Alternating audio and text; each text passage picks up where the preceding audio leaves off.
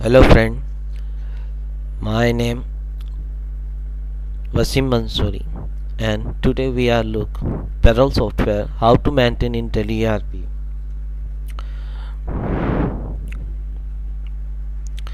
First हम सबसे पहले टैली को ओपन करेंगे और हमारी कंपनी जिसमें हम पैरोल ऑपरेट करना चाहते हैं उसे सिलेक्ट करके रखेंगे।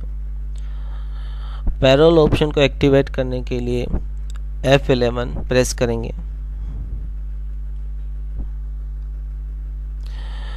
F11 कंपनी फीचर्स विंडो की शॉर्टकट की है। इसमें हम अकाउंटिंग फीचर्स ऑप्शन सेलेक्ट करेंगे। अकाउंटिंग फीचर्स में हम maintain payroll and more than one payroll upon cost category दो ऑप्शन को एक्टिवेट करेंगे। Maintain payroll and more than one payroll upon cost category and after we press enter and last we accept। escape का use करके फिर से हम gateway of tally में आएंगे। यहाँ पर हमारे पास एक ऑप्शन मास्टर में नया इंक्लूड होगा, पेरोल इन्फो। पेरोल इन्फो में हम इंक्लूड होंगे। यहाँ पर हमें सबसे पहले वर्क यूनिट रेडी करना है। वर्क यूनिट पेरोल में वर्क यूनिट का वर्क होता है, अगर कोई एम्प्लॉय ओवर टाइम करता है तो उसका जो ओवर टाइम होता है वो आवर में काउंट होता है, इसलिए वर्क यूनिट रेडी करना इम्पोर्टेंट होता है। तो आइए स्टार्ट करते हैं। Work unit create, simple type minute, number of decimal plus 0। Next, HR hours, number of decimal place we put 2 and enter। आपने देखा हमने दो जो यूनिट है रेडी की है, डिस्प्ले में जाकर चेक कर सकते हैं, एक आवर और एक मिनट। अब हमें एक कंपाउंड यूनिट रेडी करना है जो हम यूनिट में जाकर क्रिएट से ही करेंगे। सबसे पहले हम जो टाइप है वहाँ पर जाना है, बैक स्पेस का यूज़ करके। यहाँ पर हमें कंपाउंड लेना है और फर्स्ट यूनिट हम लेंगे our and hour of 60 minutes. उसके बाद हम एक्सेप्ट करेंगे। यह हमारा फर्स्ट वर्क होता है वर्क यूनिट रेडी करने का। सेकंड जो हमारा वर्क है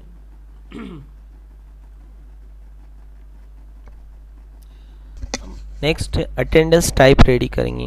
अटेंडेंस टाइप अटेंडेंस मतलब एम्प्लॉय की जो अटेंडेंस होती है, जैसे अगर किसी एम्प्लॉय सिक लीव लेता है SL तो उस पर पे करना है या नहीं करना है, एब्सेंट करता है तो उसे पे करना है नहीं, और ओवर टाइम करता है तो उसको जो अमाउंट देना है वो कैसे देना है, ये कहलाता है हमारा अटेंडेंस टाइप। तो इसको रेडी करने के लिए हम टेली में आते हैं और अटेंडेंस टाइप पेरोल इन्फो में सेलेक्ट करेंगे, create.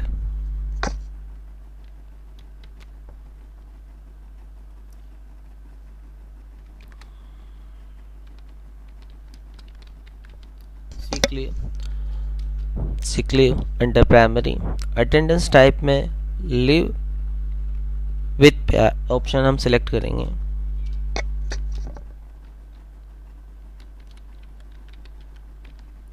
Absent primary. Attendance type पे हमें लीव विदाउट पे, मतलब हम इसमें पे नहीं करते हैं पेमेंट।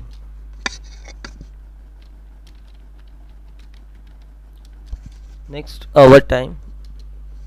अटेंडेंस टाइप इसका हम सिलेक्ट करेंगे प्रोडक्शन, और प्रोडक्शन में हम यूनिट सेलेक्ट करेंगे आवर ऑफ 60 मिनट, जो हमारी कंपाउंड यूनिट हमने रेडी की है, एंड एक्सेप्ट।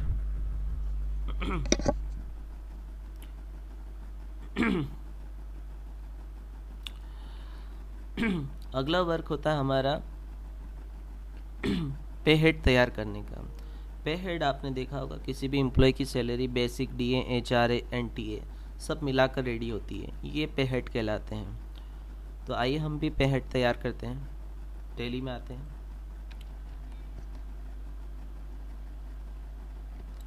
पे हेड रेडी करने के लिए हम पे हेड टैली इन्फो में आएंगे, इंटर,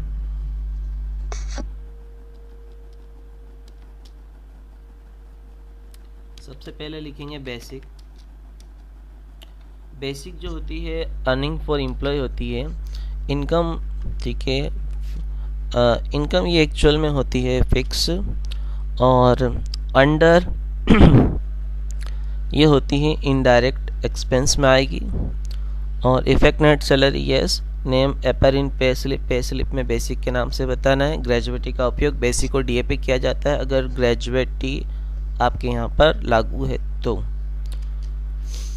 इनकम टैक्स डिटेल इस पर यस नहीं करेंगे। कैलकुलेशन, देखिए जो बेसिक होती है इसके बारे में हमें कुछ मालूम होना चाहिए कि बेसिक जो होती है ऑन अटेंडेंस पे की जाती है, मतलब पर्सन जितने दिन वर्क करता है उसके हिसाब से बेसिक तैयार होती है। तो इसलिए हम यहाँ पर लेंगे on attendance. Attendance leave with पे हम लेंगे सिक लीव, और कैलकुलेशन पीरियड हम यहाँ पर चलेंगे मंथ के हिसाब से, और पर डे कैलकुलेशन बेसिक हम लेंगे user defined month of 30 days, मतलब हमने डिसाइड किया कि 1 मंथ होगा 30 दिन के बराबर। Rounding method not applicable and except. Next हमने जो लिया है वो है डीए।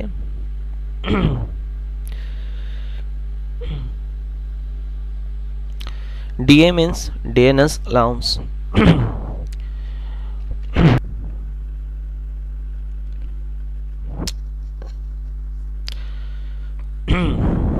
नेक्स्ट पे हेड हम रेडी करेंगे टीए। टीए जो हमें देना है फ्लैट रेट पर देना है, तो इसको रेडी करने के लिए हम टैली में आते हैं। यहाँ पर लेंगे हम TA earning for employ fix. देखिए टीए भी कंपनी के लिए तो खर्चा ही है, इसलिए इनडायरेक्ट एक्सपेंसेस नेट सैलरी इससे इफेक्टिव होगी। पे स्लिप पे टीए के नाम से बताना है। ग्रेजुएटी का उपयोग इसमें नहीं किया जाता। कैलकुलेशन हमें फ्लैट रेट के हिसाब से कर monthly. Rounding method not applicable and except. Next हम रेडी करेंगे pay head overtime. Overtime भी अर्निंग फॉर एम्प्लॉय, ठीक है। इनकम उसके लिए फिक्स है, इनडायरेक्ट एक्सपेंस है, और effect net salary, yes. Over time के नाम से पे स्लिप पे शो करना है। जो कैलकुलेशन टाइप है इस बार होगी ऑन प्रोडक्शन, मतलब जितने टाइम वो वर्क करता है उसके हिसाब से, ठीक है। तो प्रोड्यूसिंग टाइप हम लेंगे इसमें over time. Rounding method not applicable. Next इसमें हम लेंगे ओवर टाइम के बाद ग्रेजुएटी ऑन कंडीशन। देखिए जो पे हेड हम रेडी कर रहे हैं, पेरोल इन्फो में जाकर हम जो पे हेड बना रहे हैं उसमें क्रिएट में जाकर जो हम पे हेड रेडी कर रहे हैं, उसमें जो ग्रेजुएटी के लिए आपको ग्रेजुएटी एक्ट 1972 के बारे में नॉलेज होना ज़रूरी होता है। ग्रेजुएटी जो है स्टार्टिंग के 5 ईयर तक एम्प्लॉय पर लागू नहीं होती हैं। अगले 5 साल के बाद एम्प्लॉय को ग्रेजुएटी एक्ट लागू होता है, और फिर कंपनी ग्रेजुएटी का पे करती है लास्ट में। तो हम बनाते हैं gratuity.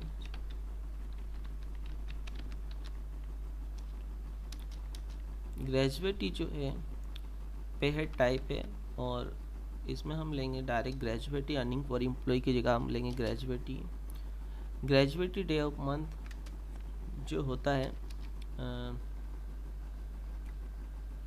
Gratuity day of month मतलब कैलकुलेशन ग्रेजुएटी की कितने दिनों पे होती है वो इसमें हमें बताना है। तो ये होती है 15 डेज।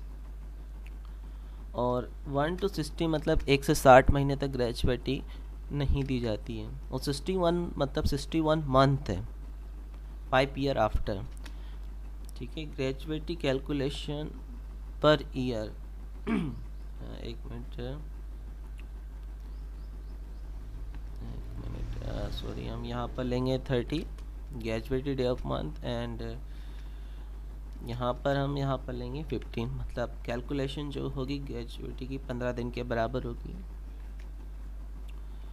और अंडर ये हम कंपनी के लिए एक लायबिलिटी होती है क्योंकि एम्प्लॉय को देना होता है। उसके बाद हम इसे एक्सेप्ट कराएंगे। उसके बाद हम बनाएंगे प्रोफेशनल टैक्स।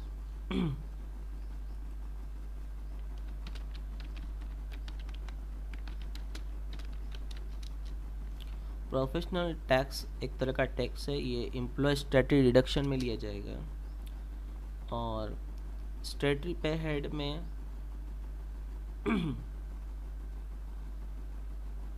एक मिनट, इसको लेंगे हम प्रोफेशनल टैक्स है, ये एम्प्लॉय की सैलरी से कटेगा।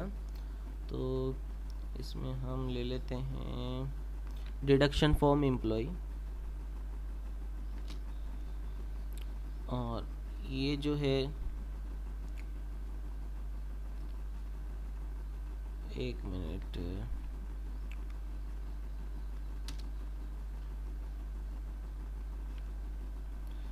जी हाँ, इसमें पे हेड टाइप में एम्प्लॉय स्टैट्यूटरी डिडक्शन ही लेंगे। और उसके बाद में जो स्टैट्यूटरी पे हेड टाइप है इसमें प्रोफेशनल टैक्स आपको एक मिल रहा होगा वर्ड, वो लेंगे। कंपनी के लिए ये अंडर एक ड्यूटी एंड टैक्स कहलाएगा क्योंकि टैक्स पे करना होगा कंपनी को। नेट सैलरी से इफेक्टिव होगी। कैलकुलेशन जो है इसमें हम जो करेंगे मंथली करेंगे। Rounding method not applicable. और जो प्रोफेशनल टैक्स है ग्रोथ सैलरी पे निकलता है, इसलिए ऑन करंट सब टोटल कंप्यूट करेंगे, हम इफेक्टिव करेंगे। और इसमें हमें यह स्लैब रेडी करना है कि कितनी अमाउंट के ऊपर से प्रोफेशनल टैक्स लगना है। मान लीजिए 10,000 पे हमें कोई टैक्स नहीं देना है, पर 10,000 से 15,000 पर 200 रुपये प्रोफेशनल टैक्स कटेगा। और 15,000 से ऊपर पे 300 रुपये प्रोफेशनल टैक्स मंथली डिडक्ट होगा। ये स्लैब हम इस तरह से रेडी कर सकते हैं और उसके बाद हम एक्सेप्ट करेंगे।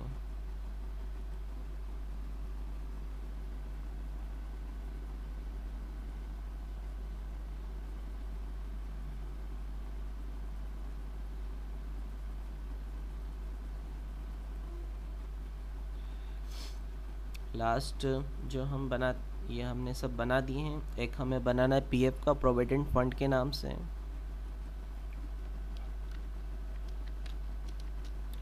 पीएफ जो होता है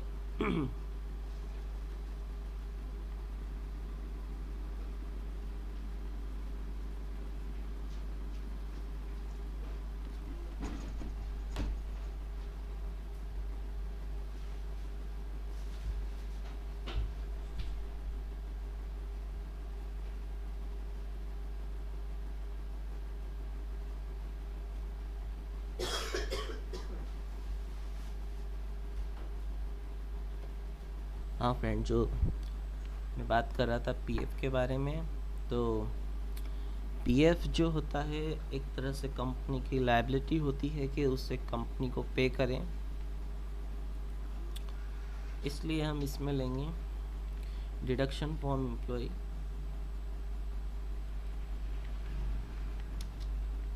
एंड एक्चुअल में कंपनी की लायबिलिटी, इसलिए करंट लायबिलिटी लेंगे। Effect net salary yes PF के नाम से। और कैलकुलेशन जो होती है इसका बेसिक और डीए पे 12% डिडक्ट किया जाता है, इससे लिए हम लेंगे ऐसे compute value. Rounding method not applicable. और एक फार्मूला सेट करना होगा, इसलिए ऑन स्पेसिफाइड फार्मूला पे हेड में हम बेसिक और एड पे हेड में DA end of list, and यहाँ पर हम लेंगे परसेंटेज 12%।